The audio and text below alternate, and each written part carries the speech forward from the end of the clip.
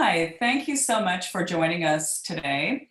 Dr. Jack Ayvazian is going to be joining me today. I'm Dr. Jane Mahakian, and we're going to be speaking about relieving social isolation among older adults with dementia during COVID-19. I want to just say that we're very happy to represent the Armenian American Mental Health Association here in Los Angeles. And the Armenian American Mental Health Association is an amazing group really to advance mental health, knowledge and practice in the Armenian community. I am the founder of Alzheimer's Care Armenia. And Alzheimer's Care Armenia is a nonprofit based here in California, as well as an NGO in Armenia that creates sustainable programs and services for people with memory loss. So we're very happy to provide this supportive and educational webinar for you, and we hope you can find it very helpful. Joining us, of course, on paper is Dr. Karina Markosian. She is the director of the Daylight Adult Day Healthcare Center here in Los Angeles, and we're going to provide her contact information. She is a wealth of information. She's incredible. So you can also feel free after this webinar to contact actually myself, Dr. Jack, as well as Dr. Karina. So we can begin tonight.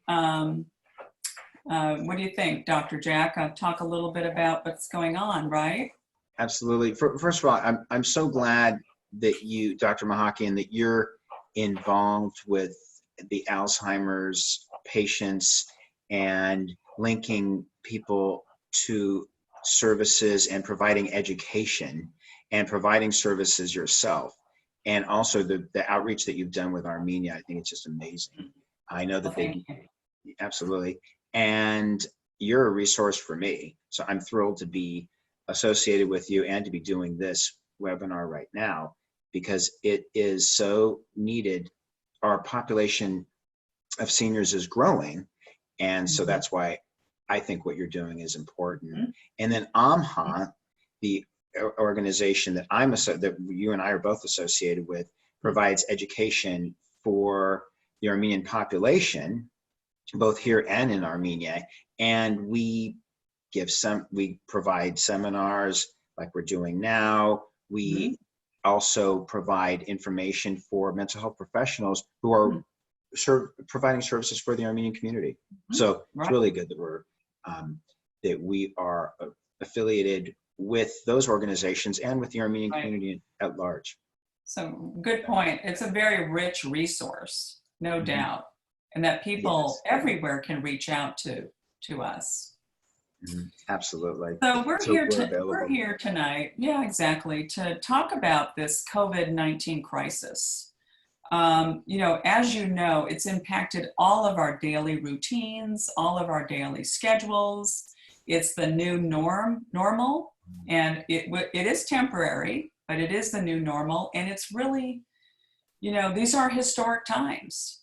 Oh, totally. It's a fluid time of many unknowns, where social interaction is low and stimulation is low and anxiety is high. And so our focus really tonight is really on that older person that has a memory impairment. And that person may have been attending, let's say, Dr. Markosian's daycare program, or they were living in an assisted living community or memory care community or board and care home, and now they're back at home with their children. Many of them have been removed from daycare programs, and this creates a lot of isolation. It creates, a loneliness, a depression, and it's really a double whammy for older adults. Oh my gosh. And it's so relevant for me personally, because my own mother is in a assisted living program, and you had mentioned that Mhm. some adults are remaining in their assisted living programs, but others are coming out of them because of infection or things that are happening in those programs themselves, in the facilities themselves, and are coming to live with their families again, and Mhm. how they can cope with having their seniors back at home and Mhm. dealing with the isolation that they may be experiencing. And my own Sure. mother is not able to take me as a visitor into her facility. I can only bring her things and wave at her through the window. And it Mhm. is absolutely heartbreaking for me Mhm. and for others experiencing that too. Sure, sure, absolutely. It's really hard to make those connections, but that's why we're doing this webinar to help you kind of bridge that gap. I'll share with you briefly a story about Betty. Betty Betty has Alzheimer's disease, probably moderate stage. She really doesn't know what day it is, but that really doesn't matter because she really enjoys her day. So it's Hmm. okay she doesn't remember what day it is or what year it is. But in any case, because of the pandemic, because of this pandemic, the daughter decided to have Betty leave her community and to live with her. And this personal story is really all about your Betty, you know, whether Yeah, she's, living at home she's with every you, every it's person. everybody. Yes. Yeah, right. Hmm. Her schedule and her routine has really been abruptly upended. And, what do we do? So the daughter reached out to me about 3 days after Betty came home to her daughter's home. And what was going on was that Betty was sleeping in till noon and that she would not get out of bed, and the daughter didn't know what to do. She wanted just to watch TV. She didn't want to engage in any activities. The daughter knew that that was not healthy for her. She was concerned about dehydration in the morning, not getting proper nutrition. Hmm. So what really works? What really works for her? Betty asked, "Why am I here? And what is this virus about?" Hmm. So I spoke to Betty's daughter and recommended that she minimize this idea of virus and call it a bug. What do you Mm, think of that idea? Like more like it's so it's not as frightening for Betty and calling it a exactly. bug that will go away soon. Exactly. I like what the daughter did and what you had recommended, because you're making it a little more concrete for Betty, Mhm. as opposed to it being this abstract thing, that Mhm. concept that she may have trouble comprehending. Right, And right. that I know that seniors, especially those with memory issues, Mhm. may need us to be concrete in the way we present information, make Mhm. it relatable for them, because they may not be up on the latest Mhm. research and things that are going on in the media and in society. So we need to bring it Right, to their level. right. Good point. Absolutely. Good point. Yeah. Absolutely. So once the daughter addressed that and alleviated a lot of Betty's anxiety, the next step was, well, what is she going to do all day in the home? She Hmm. can go for walks, but she really Yes, can't go anywhere else, right? that's right. So how to really make Betty feel useful, how to make her feel productive, and how to make Betty feel like she has a purpose at home. Hmm. So one idea that Betty's daughter and I thought about was for Betty to do the laundry every day. So the daughter would put the laundry, it was really more white clothes. So all the Hmm. towels and dish towels and bathing towels were put in the wash machine. And she would fold these. And it would take her about 20 minutes to 30 minutes, but it became a job. Mm, And so Betty felt really useful. And then the daughter complimented her on how useful she felt, that she was so hmm. grateful for doing this job. Yep. The idea is that when you go to a daycare program, you usually have a set schedule there, Hmm. right? I'm sure Yeah. like at Dr. Markosian's program, there's a consistent daily schedule. So the Hmm. daughter began to create on paper a daily schedule for Betty. That Hmm. included breakfast at 9, so she had something to look forward to, Hmm. and then folding towels at 11 o'clock. then lunch at noon, and then maybe at around 2 o'clock, there was a card game or a puzzle. So it was really all about, doing these small things for Mhm. Betty that have Yeah, a large impact. absolutely. And I Because, like, oh, Mhm. go ahead. Well, I was going to say, and I know this is your expertise too, Mhm. Dr. Ayvazian, is depression, is that Betty was headed down this rabbit hole. She wasn't Mhm. getting out of bed for 3 days. And Yeah, she was really becoming more depressed. We were yeah. able to turn it around by some simple interventions. Mhm. So depression Exactly. in older people is huge. It is. I mean, I like the fact that I like the fact that Betty's daughter is taking some responsibility for her mother, and that she is being sensitive to her mother's needs. She is not engaging in what I call ageism, where we are going to be prejudiced against our seniors. And, I'm hoping that the daughter, and it sounds like she's doing this, is she's not being have a lot of preconceived notions about her mother and what her mother can and can't do. And she's taking responsibility for her mother and not expecting another person to do it. And Mhm. she's also, like you had said about folding the laundry and doing Mhm. these things around the house, she's seeing what her mother has to offer, because there may Mhm. be a lot of things that the mother can offer, and Mhm. that Betty can offer, I should say, and that she is helping Betty to feel useful. You had also mentioned about depression Mhm. and how it may be helping the Mhm. Betty. Mhm. When we're talking about depression, we want to differentiate whether it's a medical or a physical issue. So I'm glad that she's being proactive Good in point. preventing Betty from being depressed. Mhm. But then also, I would want to know if Betty's on any type of medication or has some type of physical problem that may be causing the depression or mimicking depression. Mhm. Our seniors right now are being displaced, and Mhm. like my mother included, is dealing with a very different environment that she had dealt with even a month ago. She can't have visitors. None of my sisters nor I can visit her. Mhm. And so she is dealing with a grief reaction about that. So we want to differentiate, is it a grief reaction or is it a clinical Mhm. depression? For her, it's more of a grief. She didn't have a pre-existing depression. Right. And medication may be useful for someone who is clinically depressed. I don't know if Mhm. Betty's clinically Mhm. depressed. It doesn't sound like Mhm. she is, but Mhm. would a medication eval or consultation be important for her? We would also want to assess whether there's what she's thinking that may be making her depressed. And in clinical psychology and neuropsychology, we call that faulty thought processing. And Sure. to have pleasurable activities like the ones that you've recommended. Betty Mhm. enjoys doing the folding, Mhm. involved in activities, and that Right. those are pleasurable activities, and that's really good for depression. Sure. Sure. And I'm sure for you, your mom, she's having activities in her board and care home. Hmm.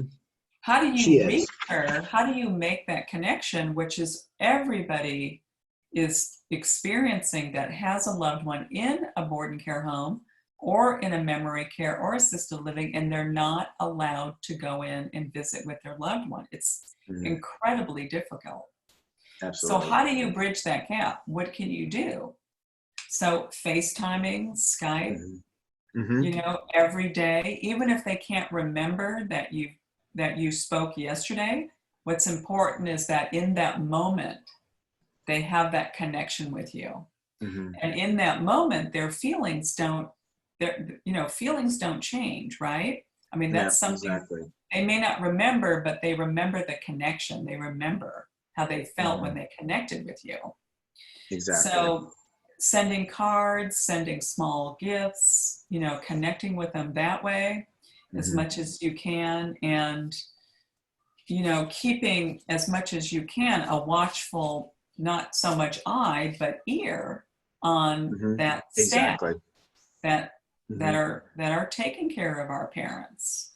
Exactly. Um, And mhm, absolutely. And because we're not avoiding paper. confusion. That's Like a right. lot of our seniors are becoming confused in this new situation that they may be in. a shift in their environment can cause confusion for Oh, anybody, but yes, especially for our seniors. absolutely. And so I would, with confusion, you may want to have signs or things to remind them of where they are, what they're doing, what the activity Right, is. right. Of course, ruling out a metabolic or physical problem, I'm always into doing that. And and then one of the most important things is a medication evaluation. Are they taking medications that may be causing them additional confusion? Or are they taking more medication than they need to be? Or is there a medication interaction that needs to be addressed by their physician? So, That's a really good point. That's a really good absolutely. point. Those are all proactive things that we can do, right? It's Yes. really proactive.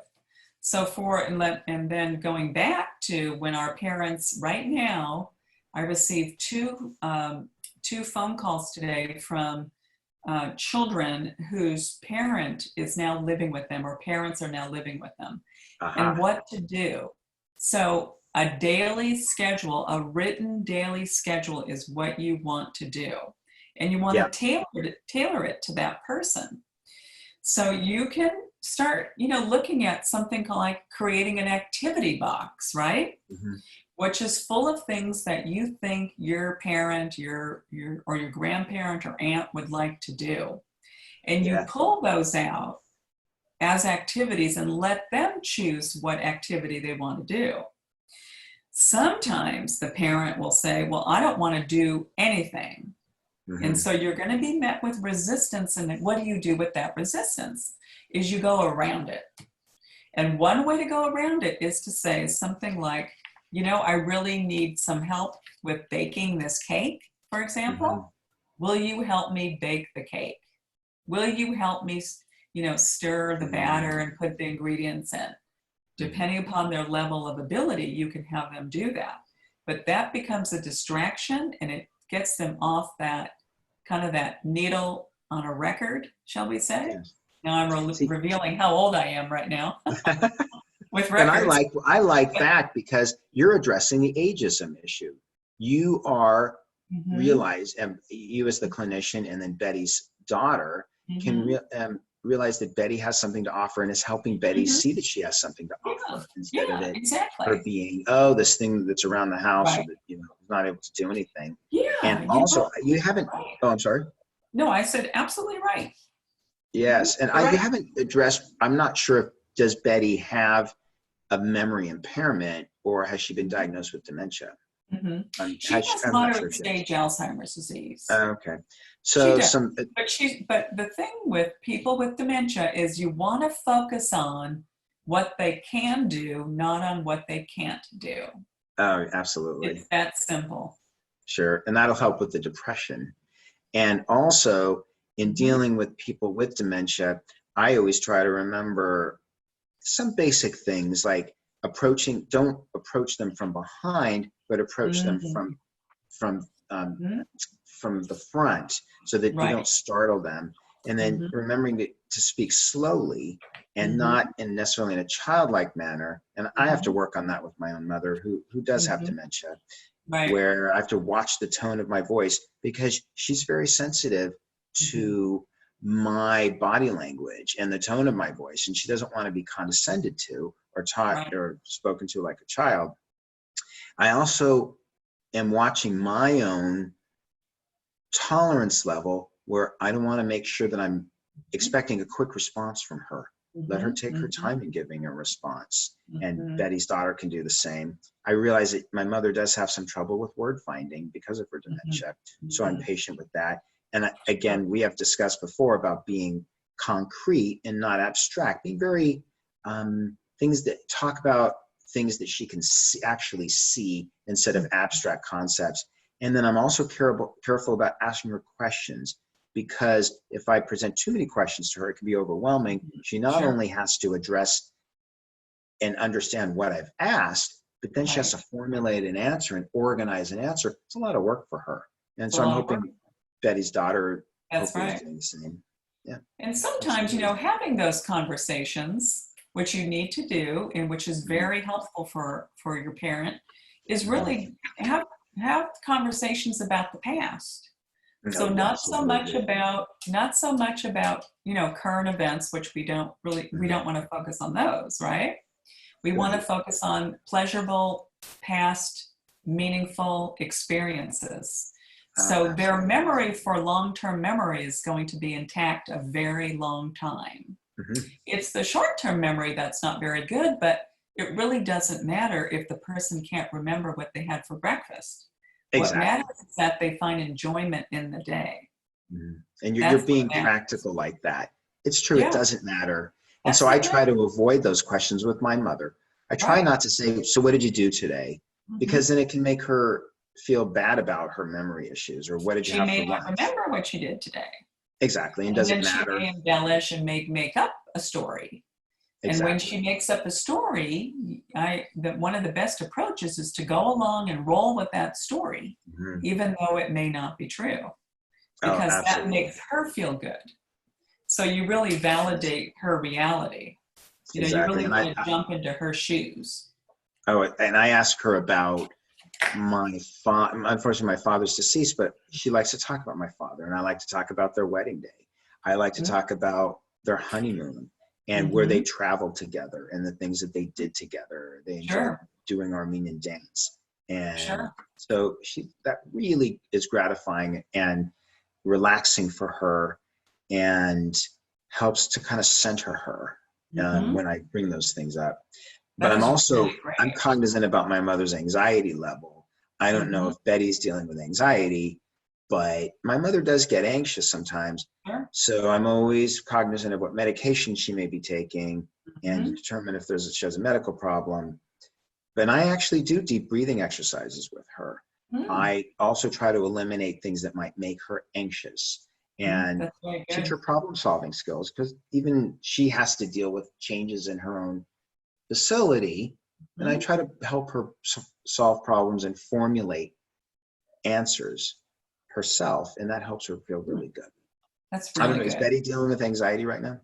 She does have anxiety, but it Mm, seems to be once she's involved in an activity, then that anxiety lessens.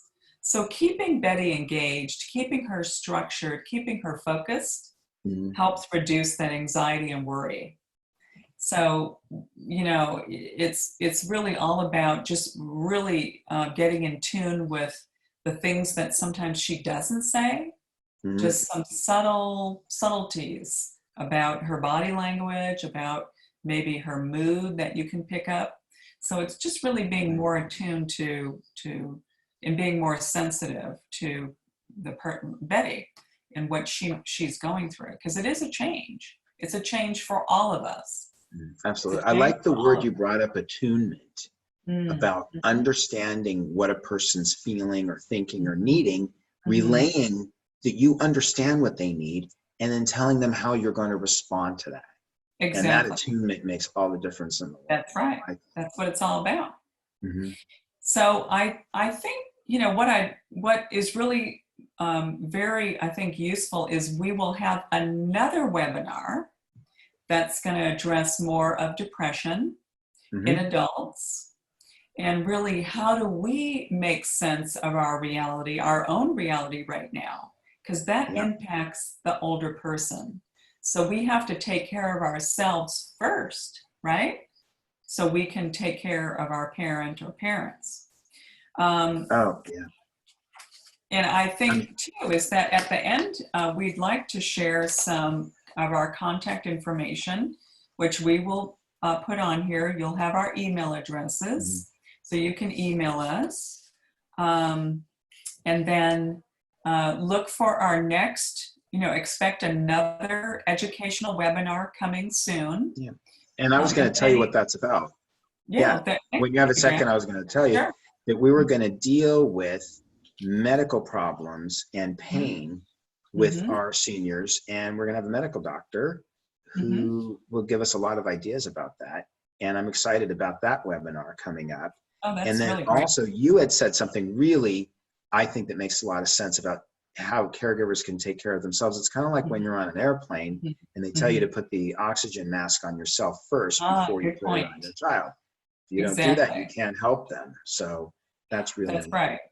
And Well, then I'm my really grateful for website, that. oh, my website is just drjackavazian.com, and you can have access to my email through that if you need to reach me.